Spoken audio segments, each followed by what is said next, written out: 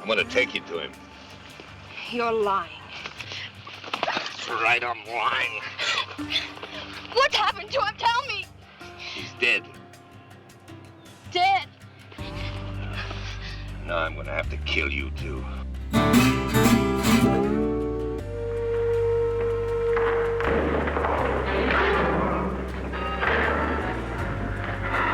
I hate a liar, Churro. I got the story in town. You turned yourself in. Let me pass. Sure, George. We just want to talk to you for a minute. What's on your mind?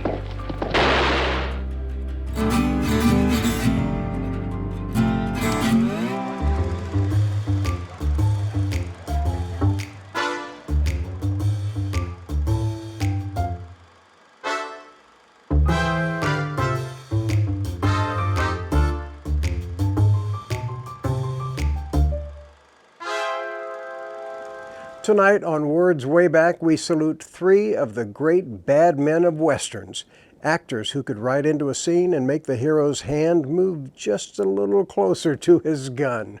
Howdy, I'm Rob Word, your host. These three bad men are not stars in the usual sense, but faces you remembered. They are three men who made trouble believable. First up, Robert J. Wilke, born to make an honest man nervous. Wilke came out of Cincinnati, worked odd jobs, even performed in a high diving act at the Chicago World's Fair. He then found his way to Hollywood, where he began in stunt work and grew into one of the most dependable B-Western heavies in the business. He made an indelible impression in High Noon as one of the killers waiting for Gary Cooper's Kane, and he later turned up in dozens of films, including The Far Country, Man of the West, The Magnificent Seven, and lots of television westerns. What made Wilke so good was the way he carried threat in his body.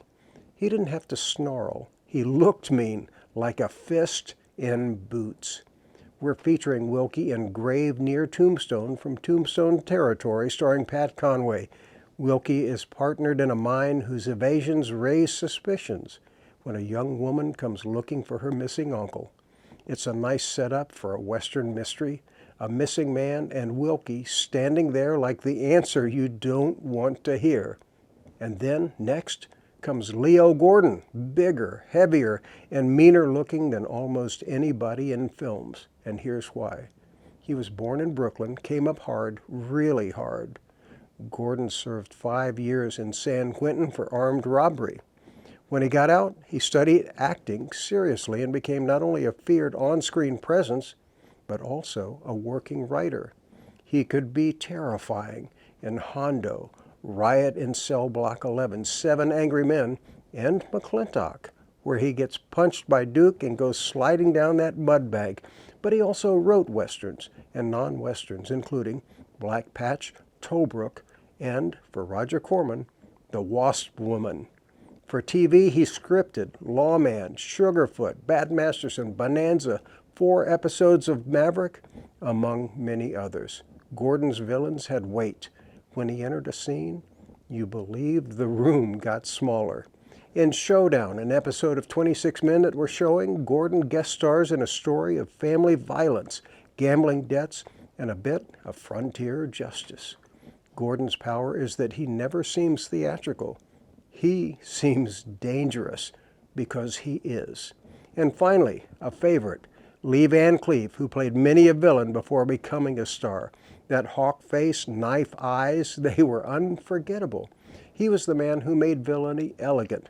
Born in New Jersey, Van Cleef served in the Navy during World War II, acted on stage, and made his film debut in High Noon, joining Robert Wilke as one of the killers. Although Lee had no dialogue, but an unforgettable presence. From there came Kansas City Confidential, The Big Combo, Gunfight at the OK Corral, The 10-Star, The Man Who Shot Liberty Valance, and dozens of film and TV roles before Sergio Leone transformed him into an international Western icon in For a Few Dollars More and The Good, the Bad, and the Ugly. We're showing The Fourth Brother, a color episode from Northwest Passage. Lee Van Cleef is guest starring as Frank Wade. The story is set during the French and Indian War, begins with a trapper robbed and murdered, Guess who? Suspicion falling on the troublesome Wade brothers. Van Cleef's great gift was stillness. He let you discover evil in his eyes. Thanks for joining us for these three unforgettable faces, the three bad men, three favorite character actors who proved that a Western hero is only as good as the villain waiting for him at the end of the street. So here they are, the three bad men, Robert Wilke, Leo Gordon, and Lee Van Cleef.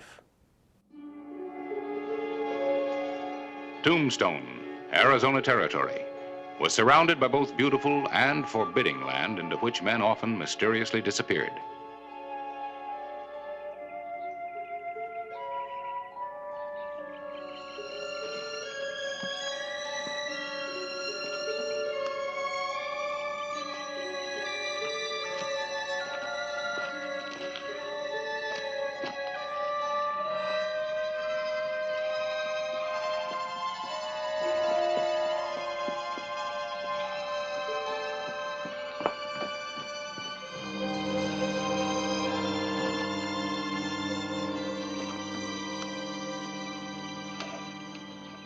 Any mail, Bert?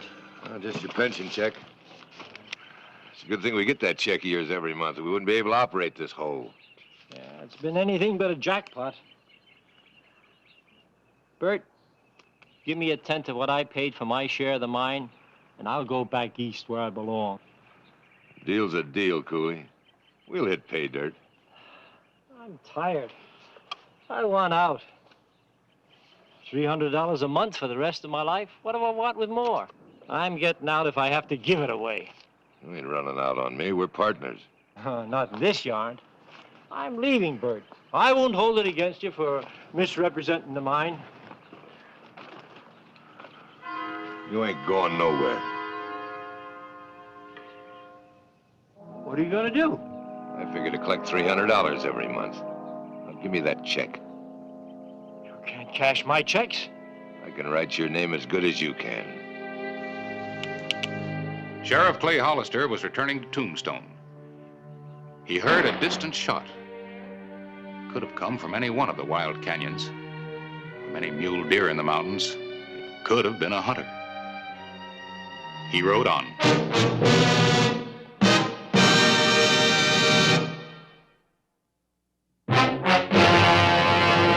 An actual account from the pages of my newspaper, the Tombstone Epitaph.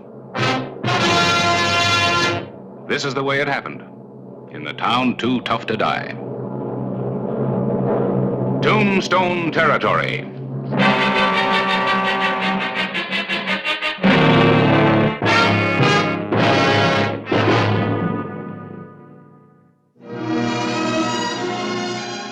Late afternoon, August 12, 1881.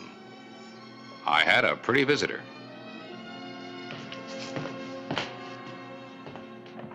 Oh, Clay! Clay?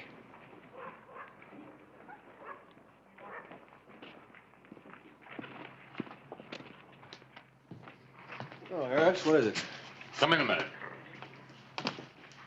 What's trouble? No trouble that I know of.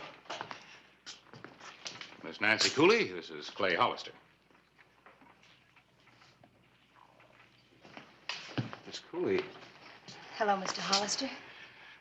Miss Cooley just came west from Philadelphia to locate her uncle, C.J. Cooley. Oh? He's my only living relative. He came to Tombstone for his health. How is he? Oh, well, I haven't seen him recently. He spends most of his time at the Jackpot Mine. He seldom gets into town. His partner, Bert Foster, usually gets the supplies and picks up the mail. What kind of a man is Mr. Foster? Oh, he's a gold miner, an ex-cattleman. I'm worried about my uncle. He hasn't been answering my letters recently. Well, that is kind of funny. I've heard him speak of you many times, how he'd like to do something for you if things went well. Have they? Well, sometimes old Mother Earth doesn't like to show us where she keeps her valuables hidden. Mr. Hollister, can you help me get to the mine? Well, I'd be glad to, but it's quite a distance. It's a little late to start today. I'll get a rig and pick you up tomorrow. Thank you both. I'll be at Russ' house.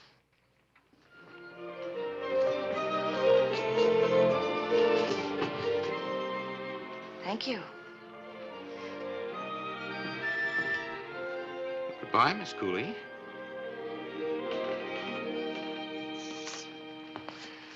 Ex-cattleman. Well, I guess there's no point in telling her that you arrested Bert Foster for cattle rustling a couple of years ago. No point. Besides, nothing was ever definitely proved. A lot of dirt never gets cleaned up. Bert never forgave you for that. I never forgave myself for not getting him convicted. Be good seeing Bert again. It'll be good to see Nancy again. Beautiful girl. Of course, you could send her out with one of your deputies. But I guess our sheriff likes his sheriffing. You could be right.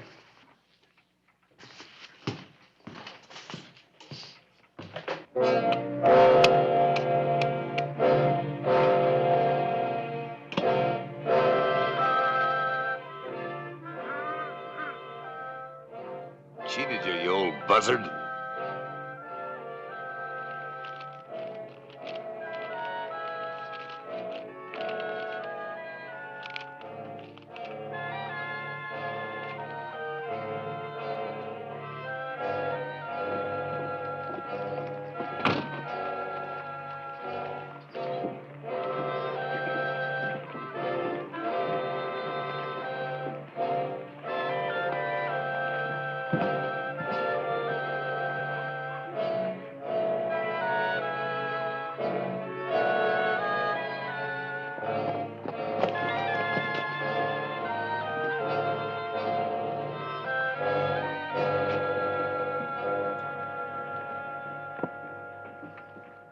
Call again.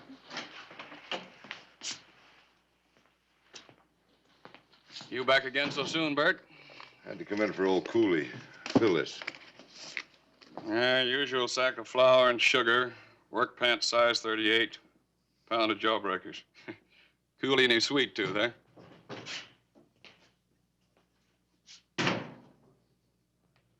A box of 45s. And a box of 45s. I'll get it together.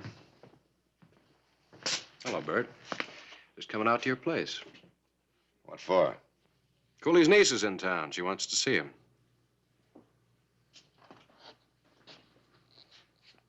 Never heard of any niece. I thought I'd take her out. Well, if she wants to see old Cooley, she'll have to wait till he gets back from prospecting. Maybe a week, maybe longer. Oh? You're not working the jackpot? Well, that's none of your business, Sheriff. But it ain't unusual for old Cooley to go out looking for new diggings. Here's everything on Cooley's list, Bert. Jawbreakers and all. Jawbreakers? Cooley has them set out by the bushel. Well, Bert, what do you want me to tell the girl? She may still want me to take her out and have a look around. Don't, Sheriff. If you don't stop meddling in my affairs, you may just give me the excuse I've been looking for.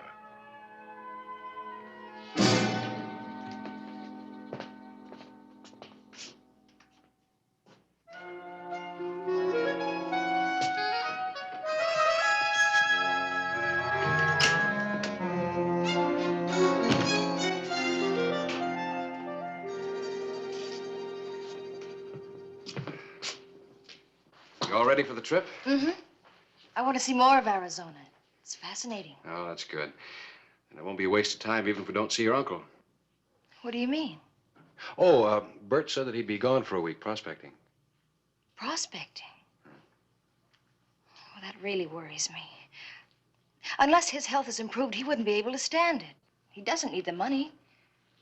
Well, I heard he sunk quite a chunk of it into the mine. He still has a pension check, $300 a month for life.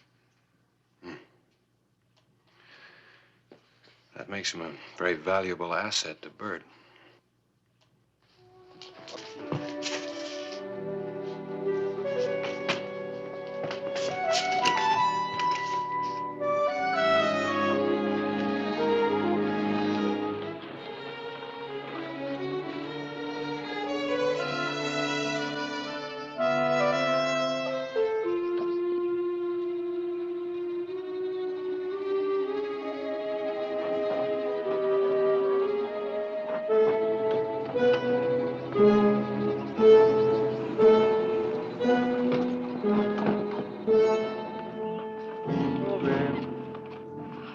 beautiful. What, that sign? No, Arizona. Oh. Complete freedom.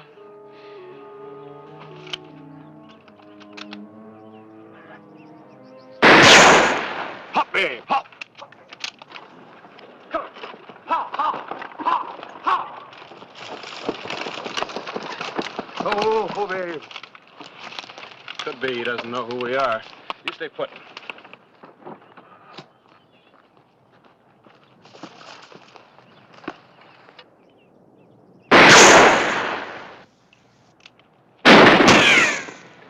Hold your fire, Bert. It's Hollister. I'm coming in with Miss Cooley. Come ahead. I'll pitch the rifle.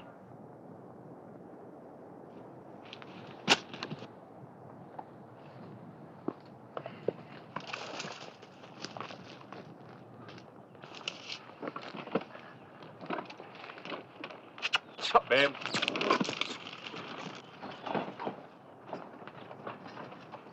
Oh, babe. I didn't know it was you, Sheriff. You could have got yourself killed just like any other trespassers. Well, you're either a bad shot or you're lying. Has my uncle returned? No. I told you it'd be a week, maybe longer. Maybe you'd like to leave a note in the bunkhouse, Nancy. I'd love to. Go ahead.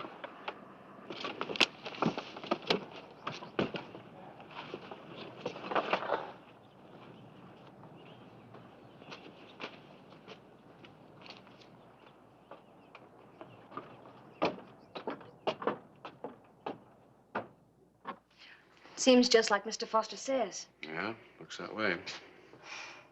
I guess I'm foolish to worry about my uncle. We better get back to Tombstone after I have a talk with Bert. Clay, why doesn't Mr. Foster like you? Well, we had some trouble one time. Come on.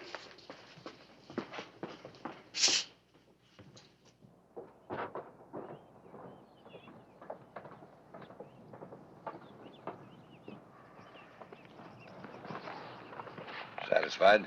Yeah, I'm satisfied that Mr. Cooley isn't here now. But it seems to me that if a man were going prospecting, he'd sure let his partner know where. Where do you think he went? Well, why don't you ask him when he gets back? I ain't curious. When he does get back, tell him I'm waiting in town. But he doesn't go to town anymore. Trip tires him out. Oh? But he's still strong enough to go prospecting for a week. Well, that's different. When you're after gold. Yeah. Anyway, miss, when I see him, I'll tell him. Don't you mean if you see him? What are you trying to say, Sheriff? All I'm saying is that if Cooley doesn't show up soon, I'll be back to find out why.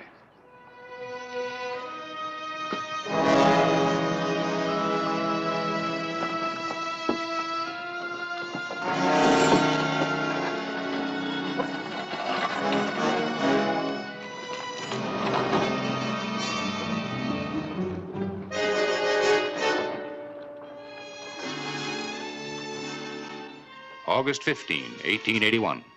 2 days passed with no sign of C.J. Cooley. Hi, Harris. Clay, I've become very interested in Nancy Cooley, too. Oh? Well, after all, I am a reporter. Yeah. Look at this. I asked her to let me see the last letter she received from her uncle. And I thought there might be some clue. Well, nothing of real importance in any of them, just this one line. I don't know whether the jackpot will pan out or not, but I'd better stay with it as I'm getting too old to look for new diggings. Yeah, I see what you mean. So you're a pretty good reporter. Yeah, I know. But Bert Foster isn't telling all he knows. Yeah, I'd already figured that out.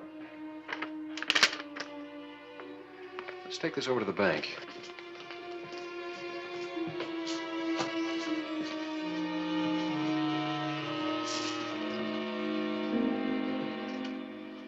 Mr. Bradley, did Bert Foster cash Cooley's pension check here a couple of days ago? Well, he does it often. Anything wrong, Clay? Maybe. Have you still got the check? Yeah, it was going east in the mail today. Let's see. We suspect a forgery, Jim. Looked all right to me. Took for granted it was Cooley's signature. What do you think now? Does look a mite wobbly.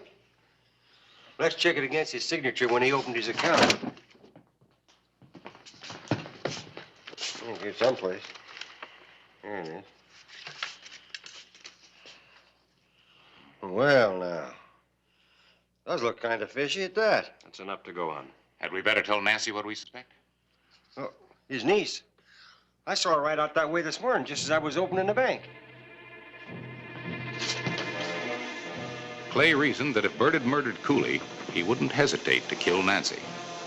Gravely concerned about her uncle, Nancy Cooley had rented a horse early that morning and started for the mine alone. She had a good 3-hour start when Clay rode out in a race against time and death.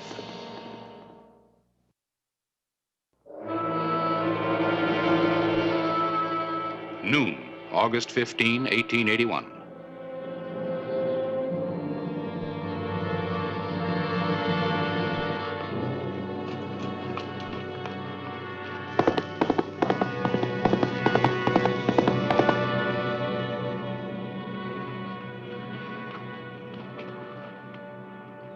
Where's the sheriff?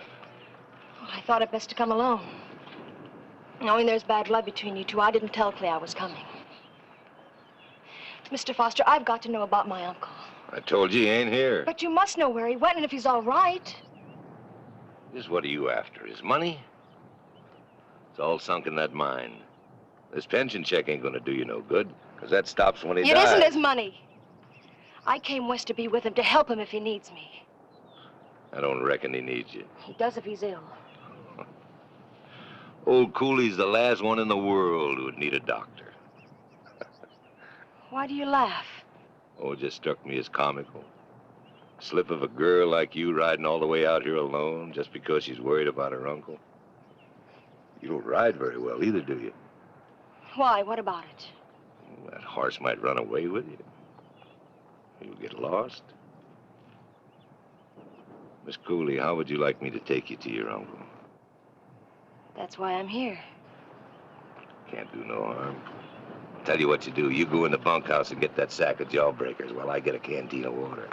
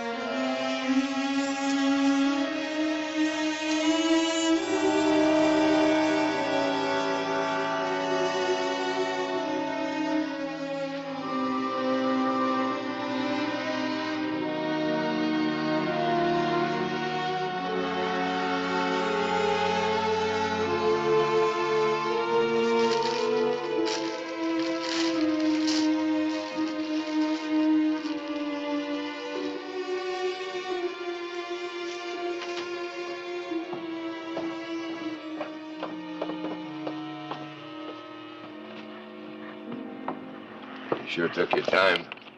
I was looking for anything else my uncle might need. I'll put those in my saddlebag. I can manage him. You'll have your hands full with the horse. I'll manage if you'll help me up.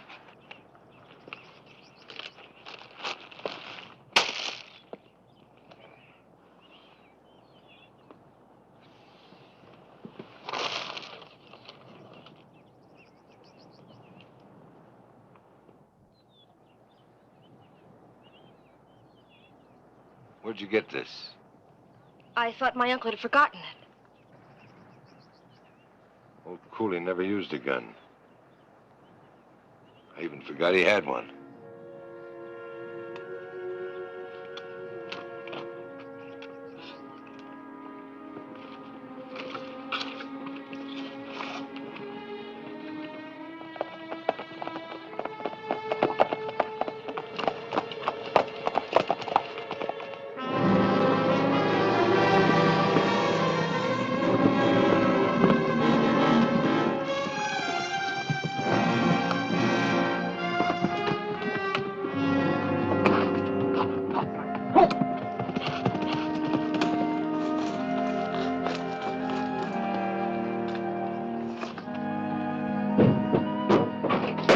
Nancy!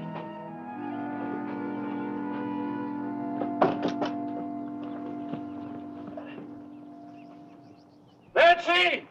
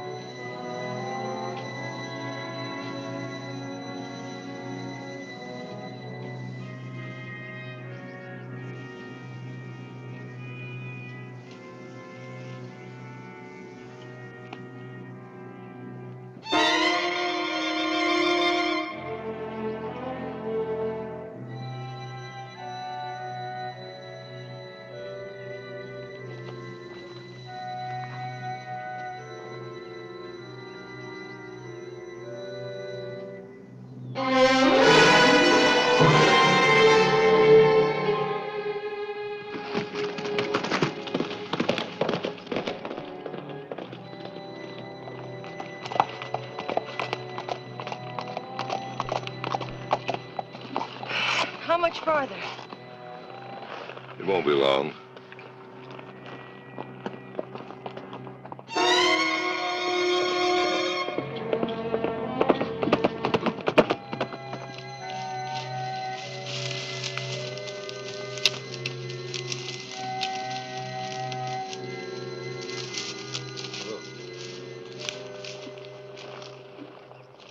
Where's my uncle? Get down. I'm gonna take you to him. You're lying. That's right, I'm lying. What's happened to him? Tell me. He's dead. Dead. Now I'm gonna have to kill you, too. Why?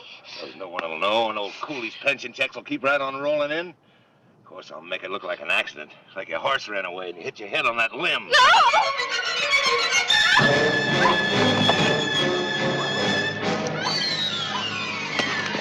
Let it go, Bert!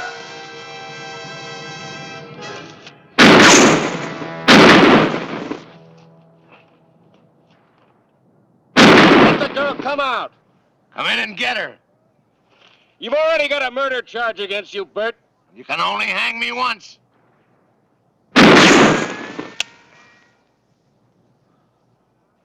Come on out or I'm coming in after you. Come on in, but don't shoot. I'm out of shells.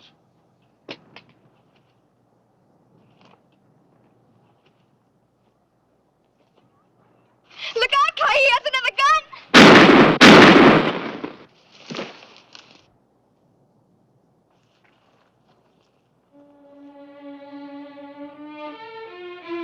You old son of a gun.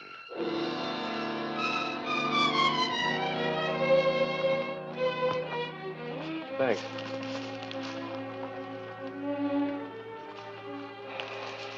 I better get him back to Tombstone. I'll come out tomorrow and pick up your uncle's things. I'll come with you.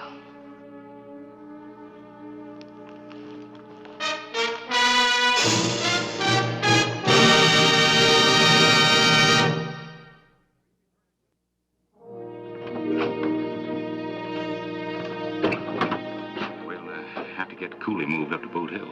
Yeah, I'll send the boys out tomorrow.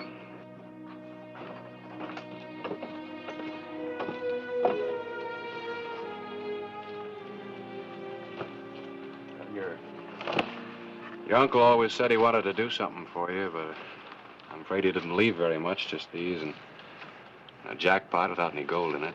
He did something for me. He brought me to Arizona. You really like it?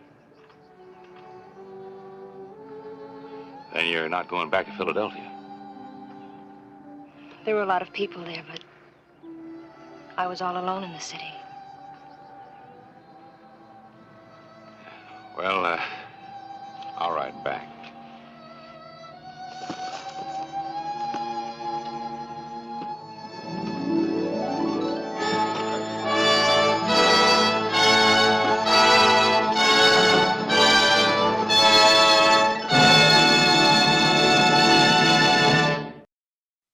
Whistle me up a memory, whistle me back where I wanna be.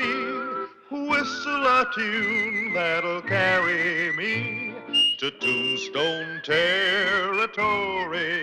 If your past has run afoul of the law, it's a handy place to be.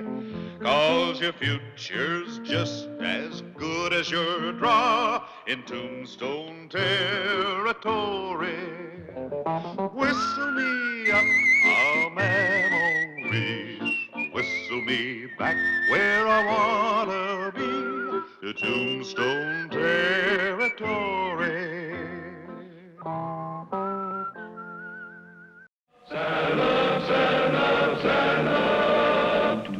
This is the story of 26 men who rode the Arizona Territory. High is the glory of 26 men whose courage helped to build the territory. 26 men who saddled up and then rode out to answer duty's call. 26 men who lived to ride again and fight for the rights and the liberty of all. This is the story of 26 men enforcing law within the territory. Praise be the glory of 26 men who rode the Arizona Territory. Ride on, ride on, ride on.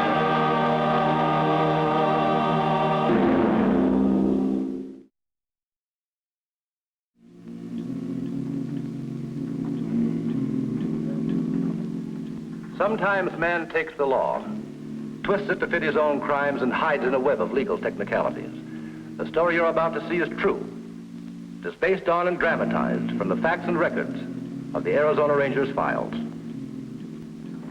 The case started on a rocky trail somewhere outside of Douglas, August 9th, 1904. Hello, Jerome. I got your note. We had a meeting in Phoenix set for 2 weeks ago. I got tired of waiting, so I rode down. Look, about the money, I'll need more time. What's the matter? Won't Papa pay off your gambling debts? I can get the money. I just need a few more days. Sure. I tell you what, now, just because I like you, I'll give you till 6 o'clock tonight. I'll be at the Merchants Hotel in town. Adios, Joe.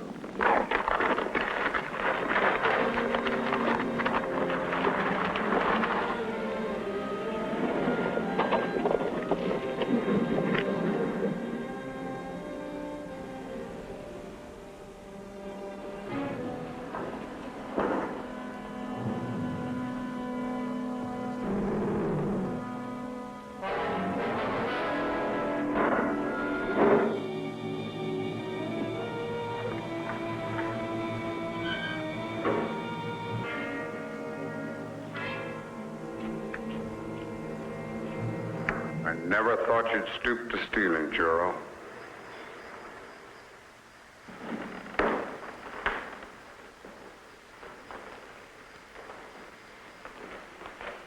Give me that money.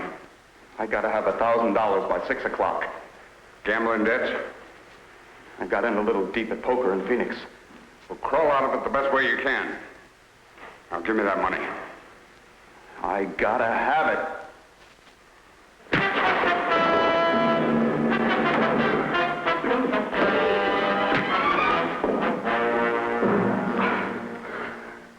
Done that a long time ago. I've had all I want of you, Juro. I've lied for you, made excuses, hoping you'd find yourself, praying that you would. But you've sunk lower and lower. Now I want you to get out. Get out and don't you dare show your face around here again. You'll never get a part of this spread. I'll make sure of that tomorrow. Now pick up that money and get it. It's the last dollar you'll ever get from me.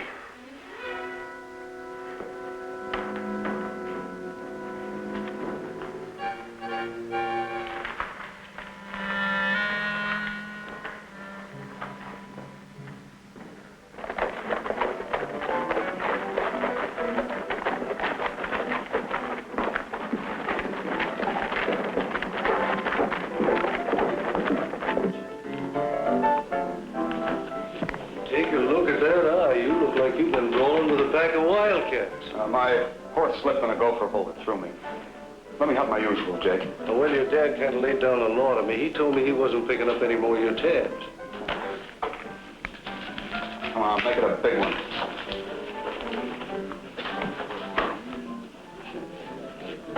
Got a match, mister? Yeah.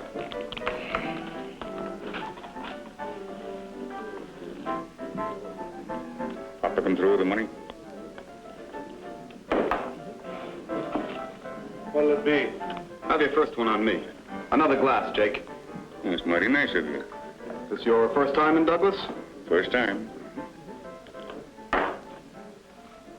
You interested in $5,000? Rode all the way from Phoenix for 1,000. Keep talking. I can't talk here. Look, after another drink, you mosey on down to your hotel room. I'll meet you there in about 5 minutes.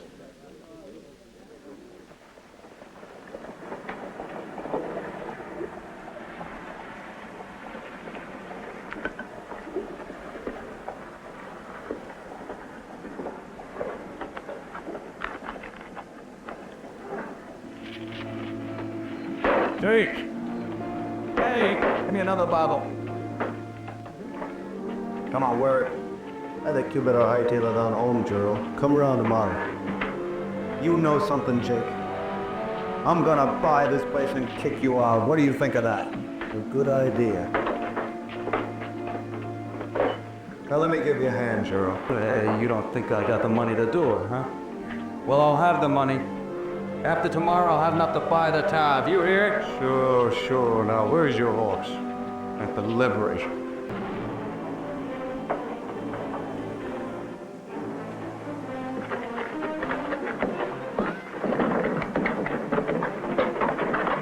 Hello, Juro. There's a boy who's got everything anybody could ask for. A great old man who owns the biggest spread around. He gets it all when the old man kicks off. That's the way it goes, Gut. Them who's got, get. He's not a well man. Don't take an MD to see that. I don't mean it that way. A man's body isn't the only thing that gets sick.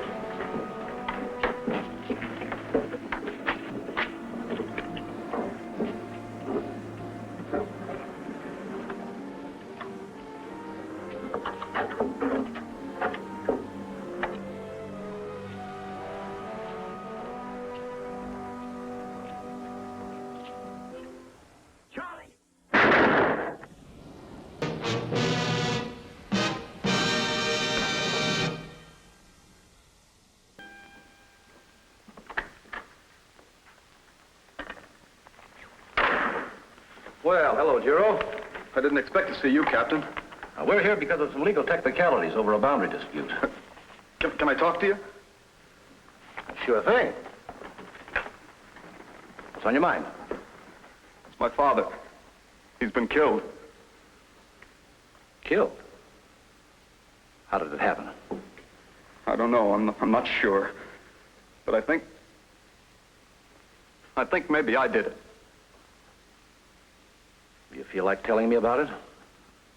Well, my father and me, you know, it's no secret. We had our differences. Yes, I know. Yesterday we had a big fight. He told me to get out. And I left because I was real hot. I felt if I stayed there, I might kill him. And did you kill him? I don't know. I don't know. I came into town. I went to the Silver Dollar. I had a couple of drinks. I don't remember anything after that. Everything's a blank. This morning, I woke up at home.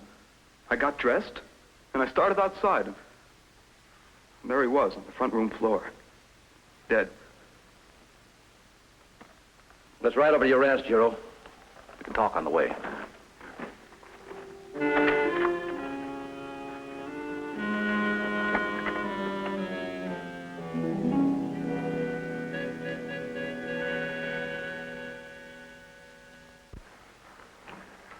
What about the gun? Is it yours? Oh, the only gun I've ever owned is the Derringer. It's in my room. Well, this was a new Colt Walker 44. It won't be hard to check.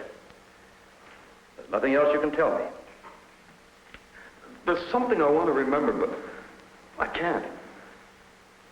I seem to have drawn a blank. I blacked out. Not the first time it's happened to me. happened to me before. Doc Winston told me. You've been to see Doc Winston? Yeah. Well, I'm going into town, see what I can dig up. In the meantime, Judo, don't leave the ranch. Does that mean I'm under arrest? Technically, yes, but not officially. I'll be here.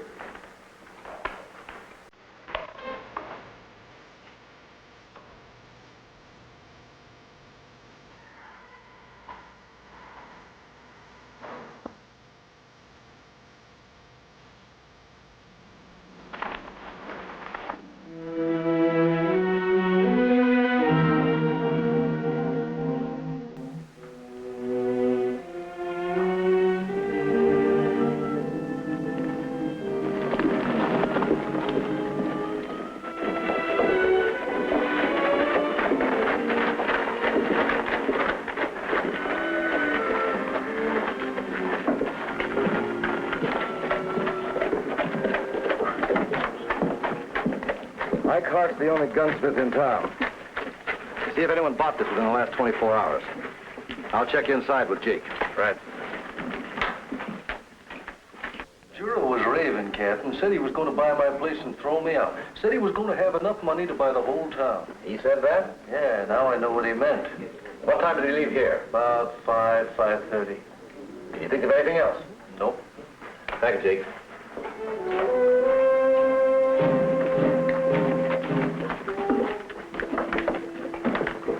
The gun was bought for Mike Hart, all right. Sold it yesterday. Who bought it? Juro. Mike said he and the gun were both loaded. Ride back out to the ranch and get him. Bring him in. I'll be at the office.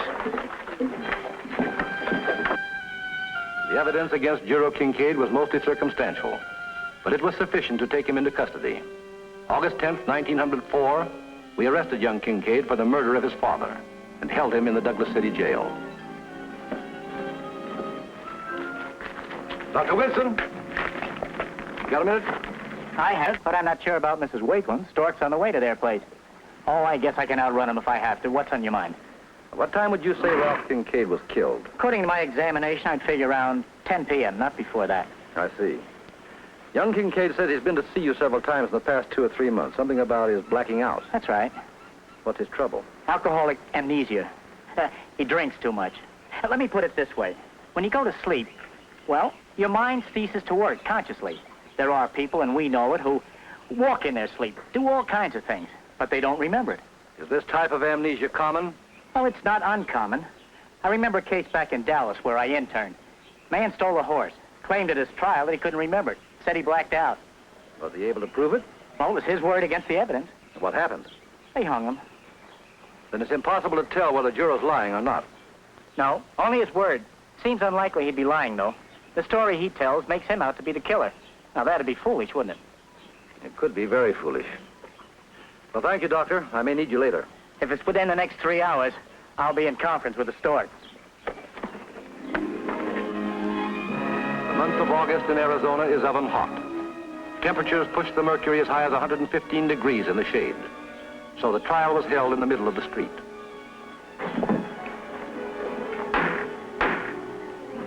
This court is now in session to hear the case of the people versus Juro Kincaid. Charges, murder. First witness, step up. Jasper Bryan. Like I told Captain Ranning, I wouldn't put nothing past Juro. We're not asking for opinions, Jake, just facts. Anything you want to add? Nope. All right, you're excused. Next witness. Your name? Ike Hike. What's your line, Ike? Oh, you know what I do, Judge. I know, but tell the court. Well, I run the gunsmith shop down the street, me and my boy Jim. Did you ever see that gun before? Sure. That's a Colt Walker 44, the one that killed old man Kincaid. You don't know that to be a fact. No. But that's the gun that stole old young Kincaid. Stop jumping to conclusions. Now then, you're sure that's the gun you sold to Juro Kincaid? Sure, I'm sure. I got a whole bunch of them in last week. Any of you folks want to bargain on a Colt 44, I'm running the special this week. We're not here to advertise your wares, Ike. Step down. Being as this is such an extra hot day, I make a motion that the court be adjourned so as we can wet our whistles. So be it. Court adjourned for 1 hour. Looks bad, doesn't it, Captain? I mean, all that business about the gun. Doesn't look good. We'll go over to the office and wait until court reconvenes. I think I've got it, Captain.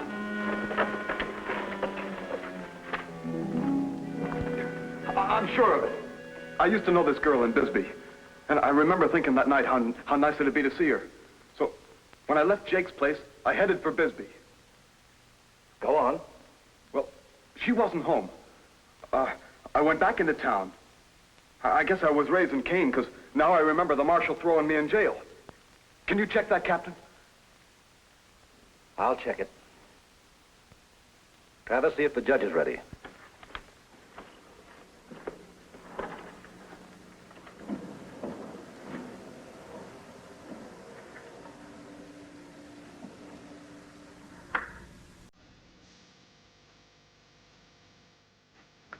Travis, I think I know what's been bothering me about this case. Or what's that, Captain?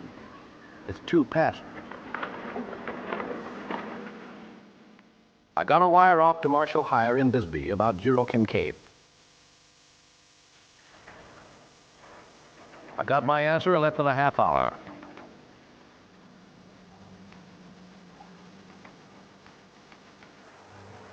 Juro Kincaid had been arrested for disturbing the peace in Bisbee the night of the killing at 10 p.m.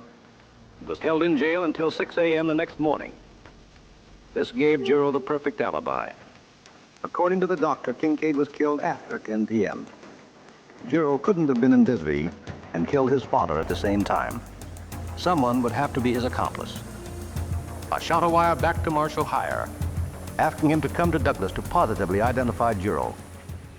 You set the time of Kincaid's death around 10 o'clock at night, eh? More likely after 10, Judge. Sorry to interrupt, Judge. But some new evidence has come to my attention. I explained to Judge Bumpus the nature of the new evidence, but I didn't want to introduce it into court until Marshal Hire arrived. This court is adjourned until 10 o'clock tomorrow morning. Let me know the moment Marshal Hire gets in town, Captain.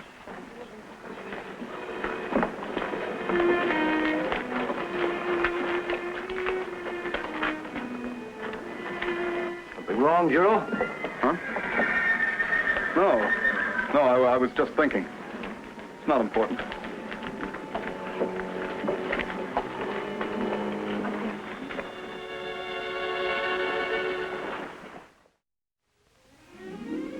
Marshal Hire arrived the next morning and positively identified Juro as the man he had held in his jail in Bisbee. In view of this new evidence, Judge Bumpus dismissed the case.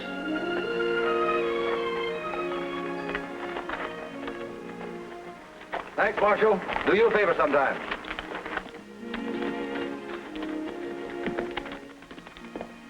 The man's name you're curious about is Saul DePrino from Phoenix, according to the hotel register. You still think he and Juro are up to something? We're going to find out. Saddle our horses and meet me at the corral.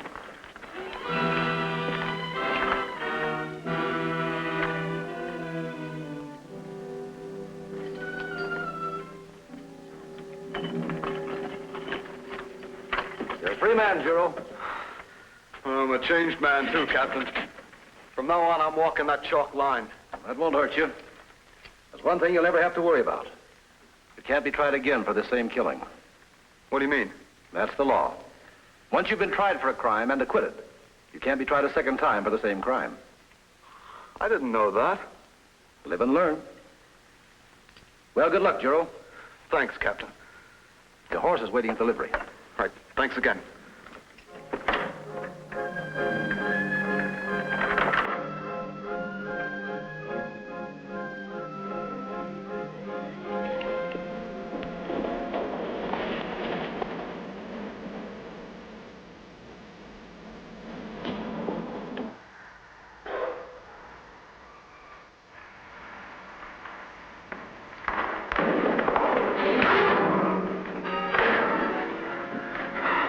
Getting yourself picked up for murder wasn't part of our deal. I didn't know the Rangers would arrest me. I hate to lie, Juro. I got the story in town. You turned yourself in. Got yourself tried and acquitted for murder. Now you're free. But where does it leave me? Out on a limb? You gonna turn me in too? Is that the idea? No, I wouldn't double-cross you, DePrino. You expect me to believe you? A man who paid to have his own father killed you do anything? Our deal's off. Now I want $25,000, and I want it in 24 hours. How can I get that much money? I don't care how you get it. Get it! You know where to find me.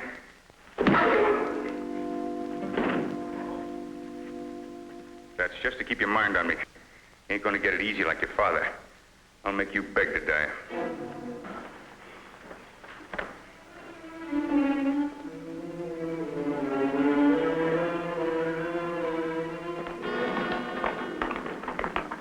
Looks like your hunch is going to pay off, Captain. Giro had to have an accomplice. He's the one who did the actual killing. Ride out to the ranch and pick him up. I'll pick up DePrino in town and we'll give them both something to think about.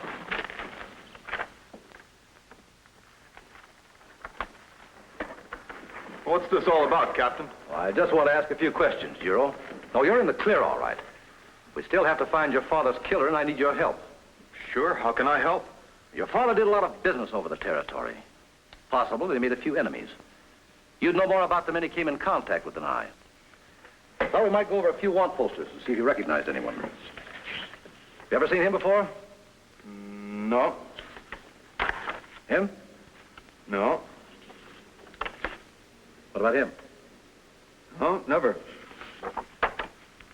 None of them look familiar? No, not a one of them. Is that all? Well, there's just one more thing. We picked up a man here in town. It's the kind of a man that could... Well, you take a look at him. Travis? You ever seen this man before? No, never. Told you you're wasting your time, Ranger. Well, we all make mistakes. All right. I know what this was all about, but I don't like it.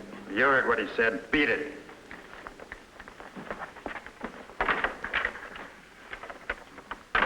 Well, so far, we're batting 0. What are you trying to prove, Captain? Well, I've been thinking, Giro. You know, your father could have been killed by someone to frame you. We have to think of every angle. Sorry I got you down here. You can go now.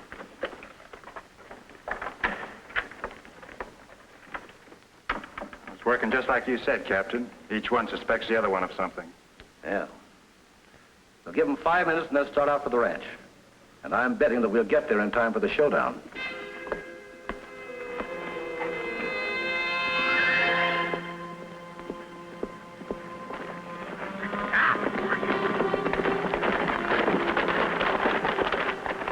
Why'd the Rangers pick me up, Giro? I don't know. Step out of that saddle. What are you going to do? I can't chance you being alive, boy. Look, I didn't talk to the Rangers. They're on to something. They're going to breathe down your neck until you're glad to talk. Now step out of that saddle.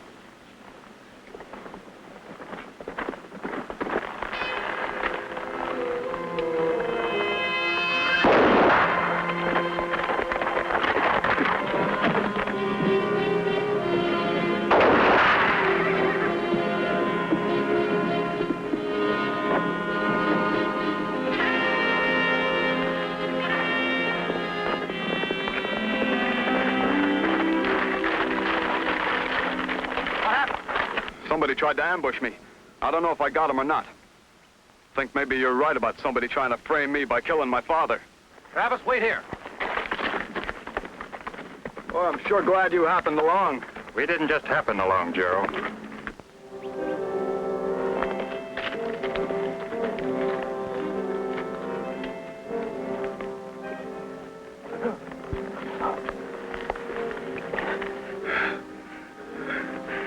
No good whining. Giro. Take it easy. Take it easy, DePrino. No. I want to talk.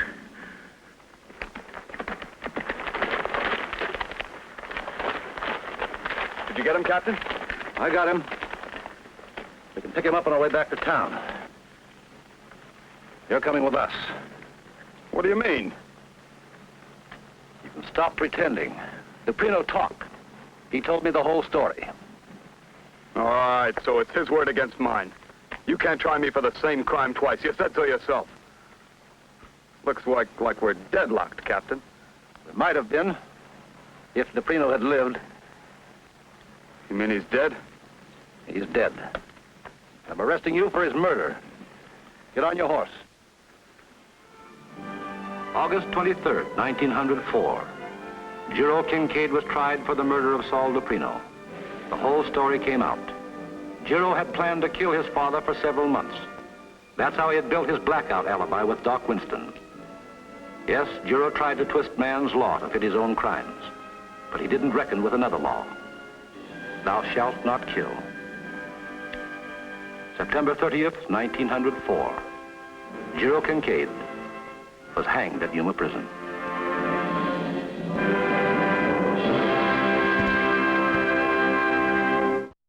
This is the story of 26 men who rode the Arizona Territory.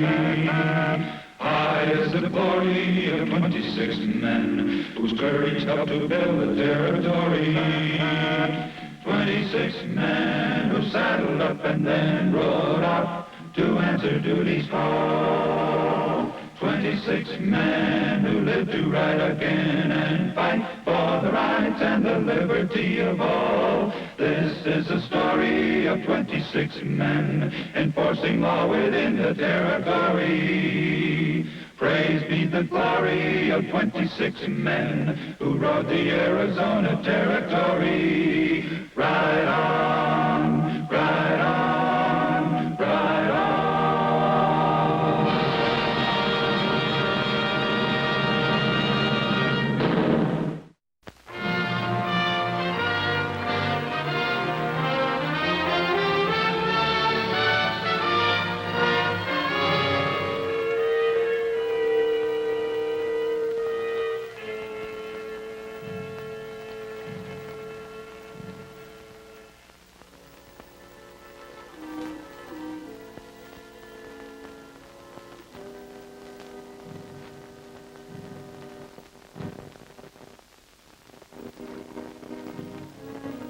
This is a story of early America, during the century of conflict between the British and their American colonies against the French and Indians, when men and women unknown to history became giants in daring and endurance in their fight for a new country.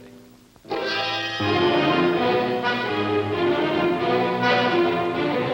for it.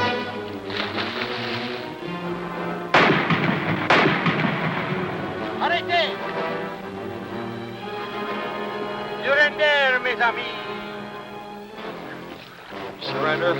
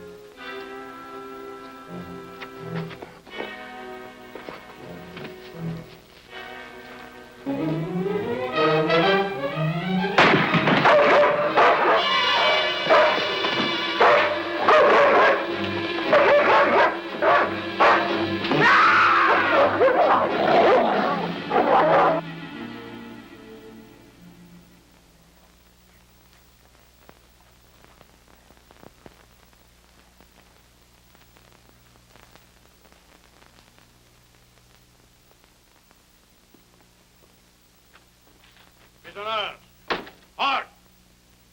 Aye, sir.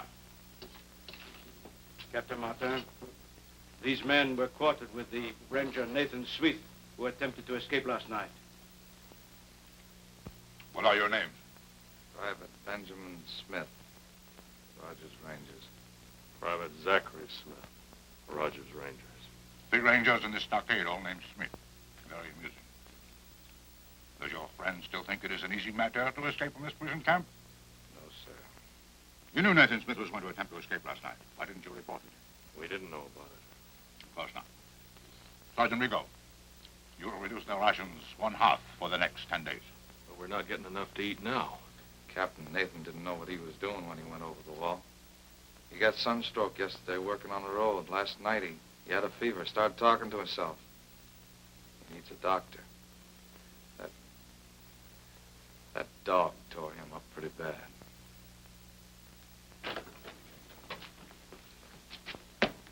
Lieutenant Paquette, you are back early from your patrol? With 3 more American Rangers, mon capitaine. We trapped them in La Barbille Creek. Bring them in. You two will remain.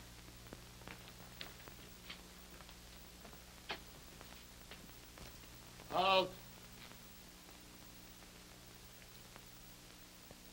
Seem to know these men. Yes, sir. Then what are their names? Benjamin Smith and Zachary Smith, sir. And I suppose your name is also Smith. Private Robert Smith. Private Henry Smith, sir. Smith, sir. Private Langdon Smith. Welcome to my little family, mes amis. Perhaps we can find ways to refresh your memories. Get them out of here. Prisoner, halt!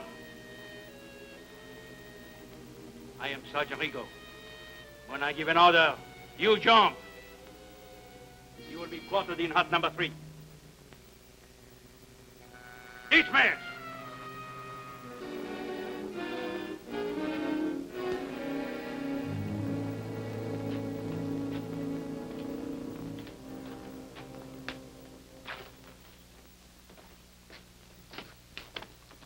How's it going, Nathan? Still here, Ben. He went over the wall last night. One of them dogs brought him down. Yeah, I saw one of them as we came in. Isn't there a doctor in this camp? No. Major. Major Rogers. Nathan, take a closer look. It's Robert Smith. Sure. When'd you get here, Smith? A few minutes ago. Nathan, you know what'll happen if they find out who I am.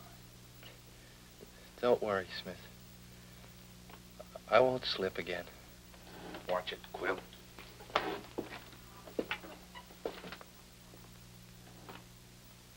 I'm Corporal Quill, 3rd New Hampshire Militia. Captain Martin has put me in charge of the prisoners. If you have any complaints, you don't bother him nor Sergeant Rigo. Come to me. This man needs a doctor. We don't have any. He'll have to get better by himself. Say, I've seen you someplace before. Maybe. I've been around some. Yeah, I've seen you. And your name sure ain't Smith. You from Pennacook? Albany or Portsmouth, maybe? Schenectady. Worked in a lumber mill there.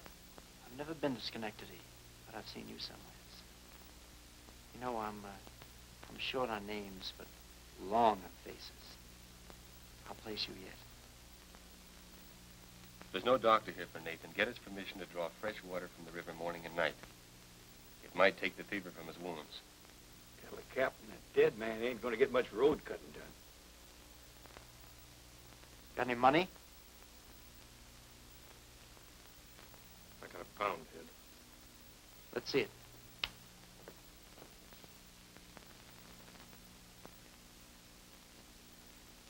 Here, let me look.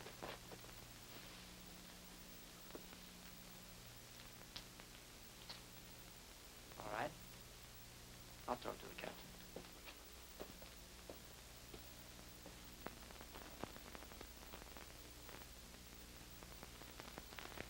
Let's get me stuff so I can get my hands on that slimy. Take it easy, Nate. When he got his first touch of sun working the road yesterday, Quill said he was lying. Kept him working till he dropped.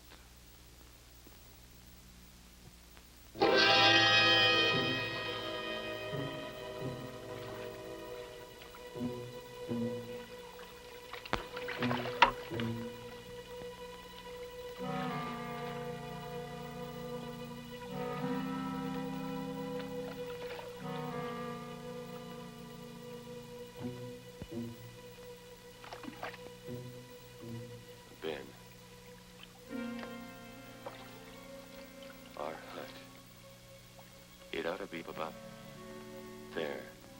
That's right. Just the other side of the wall.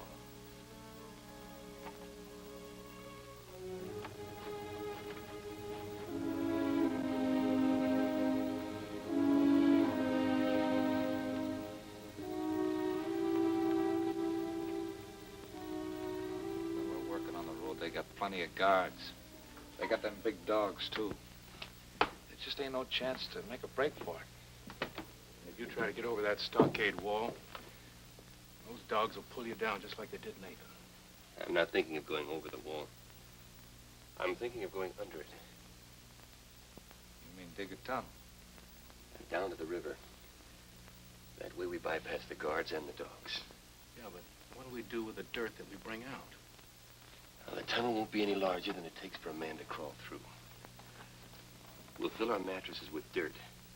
After that, we'll have to take the dirt out and drop it while we're working. We'll have to run the risk of being caught. We'll need something to dig with. Yeah, the French won't even allow us a knife, fork, or spoon to eat with. Yeah, but they give you tools for working on the road. Yes, they do. Yes, but they're turned in and counted when we leave. What kind of tools? Shovels, pitchforks, axes. Pitchforks?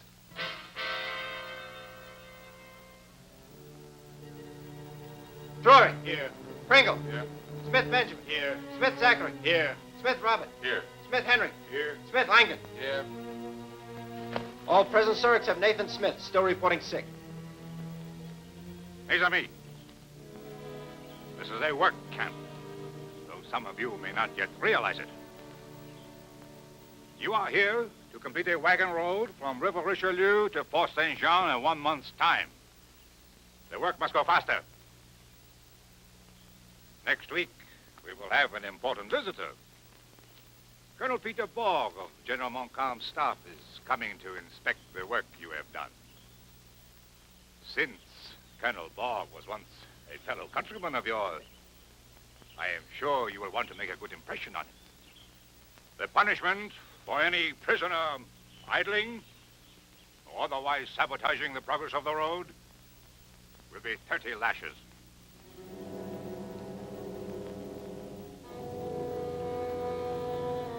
We leave for the forest in 15 minutes. Yes, Smith! I hate like to send a switch for a dirty turncoat, but I reckon we can manage to survive. If Borg sees me, it's a firing squad. He knows me.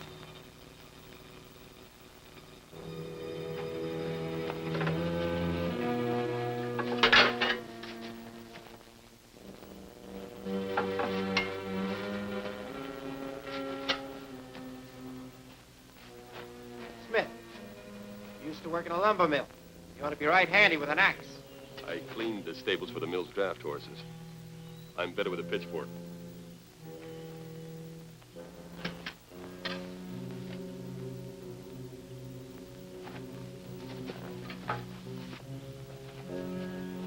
You Rangers claim you're tough. Get to work digging out those stumps.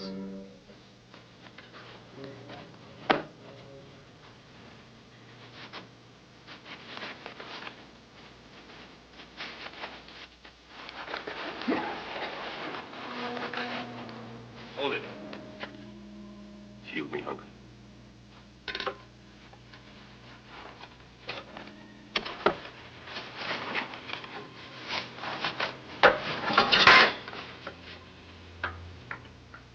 Sergeant, I need another pitchfork. You did that on purpose. You saboteur. You're wrong, Sergeant. I was trying to pry it loose. Guards! Tie him to that tree. Now, wait a minute, Sergeant. You be quiet, unless you want some of the same.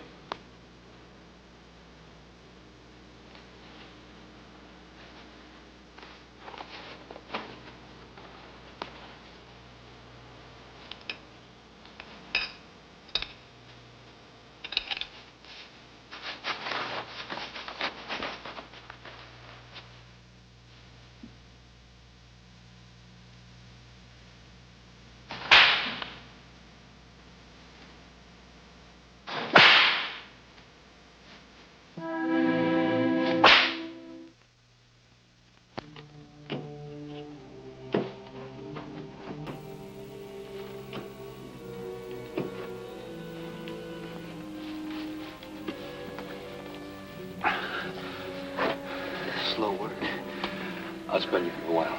Give you back a rest, I'll take over. Looks like it's deep enough for you to start angling out to the river now, huh? That's for me.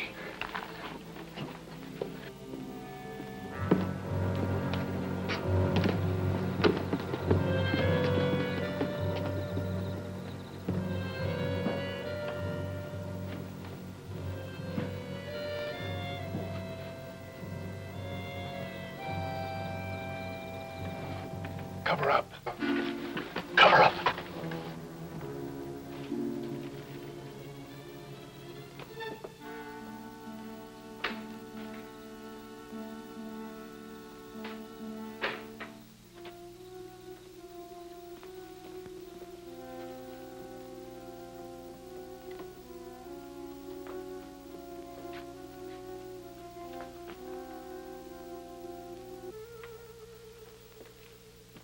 All right, on your feet, men.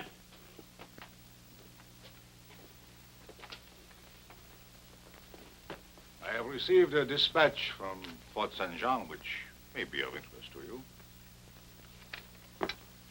Our intelligence reports that Major Rogers is listed as missing at Crown Point. All prisoner of war camps are being alerted that Major Rogers may be among their Ranger prisoners. An interesting situation, mes amis. Because if one of you happens to be Major Rogers, I will let the remaining 5 of you go free. Think of it, no more work on the road. Instead, food, a canoe, and you would soon be home with your families.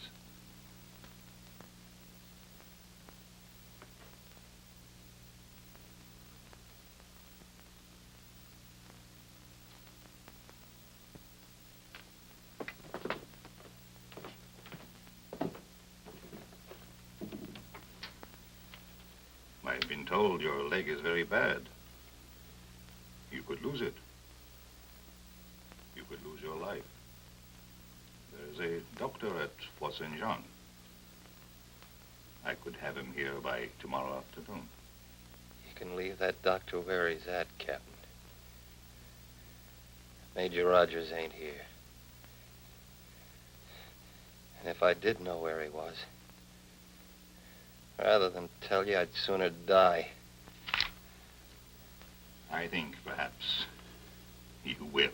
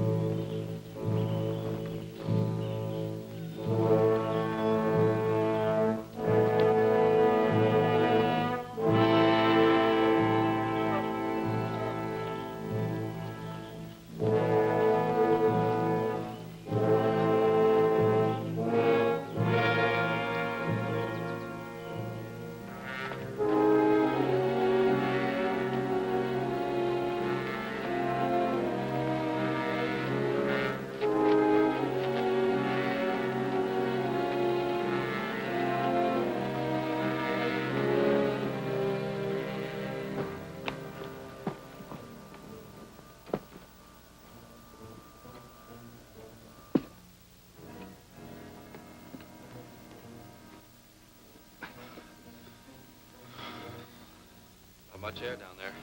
It's about 37 feet. Only 13 more to go. My turn. What's coming?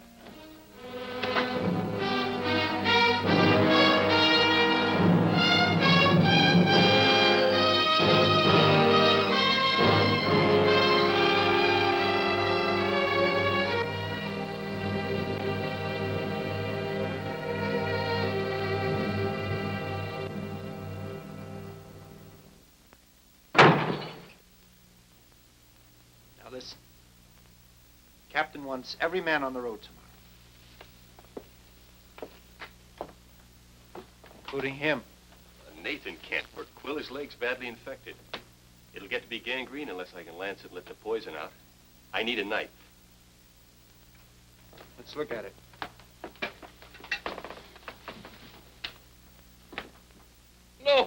Oh, stop him, Major!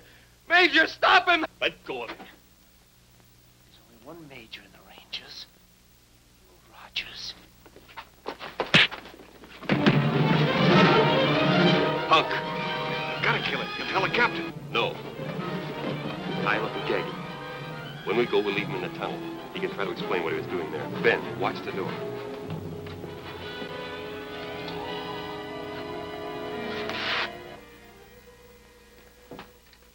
Now we'll let that poison out of your leg, Nathan.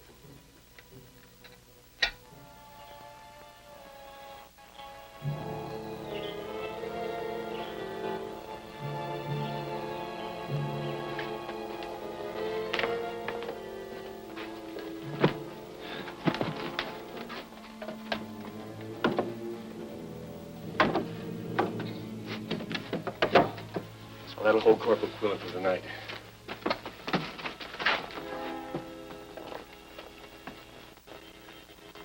Every hour, I want you to reach down and raise the end of one of the planks so as to get an air. You think you're strong enough for that? I'll manage. Nathan, I know how you feel about Quill. This is an order. I'll do like you say, sir.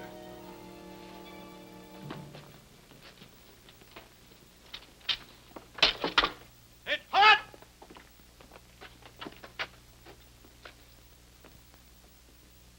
Corporal Quill was here last night. He was, sir. He said you sent him to check on Nathan Smith. He only stayed a few minutes. He's not here, Capitan. Is Corporal Quill missing, sir? He is. We will find him. I hope you do, Captain. Be a downright shame to lose a fine man like that.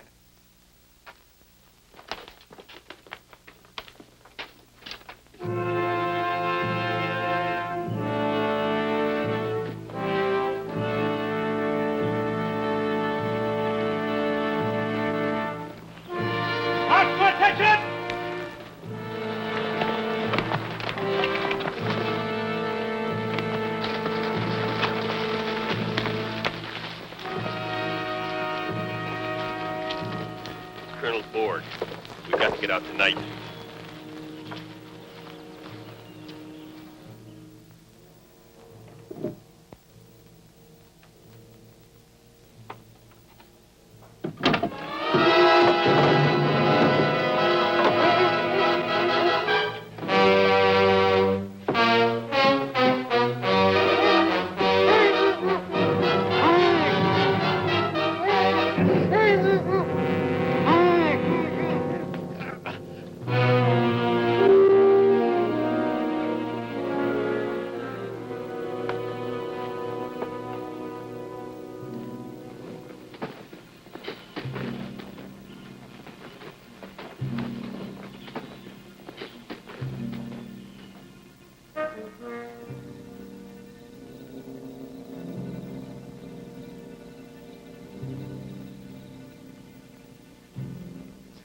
Break him through any minute now. If you don't run into rock. What about Quill's body? We leave him for the captain. 2 little tugs on this line and away we go. Come on, baby, start jumping. Ben, as soon as we get the signal, you'll go first. Nathan, you'll grab his ankles and you'll help pull you through.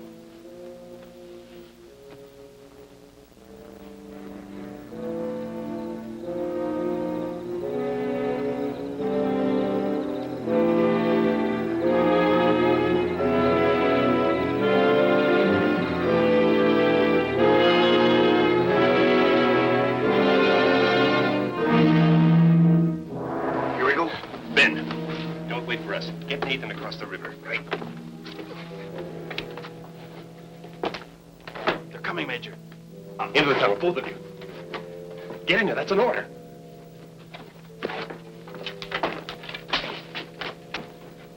It's Rogers.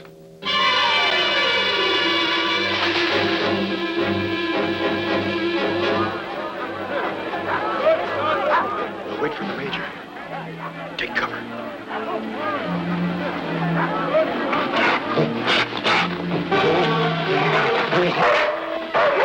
Where's Nathan? Halfway across the river by now. Then hit the water.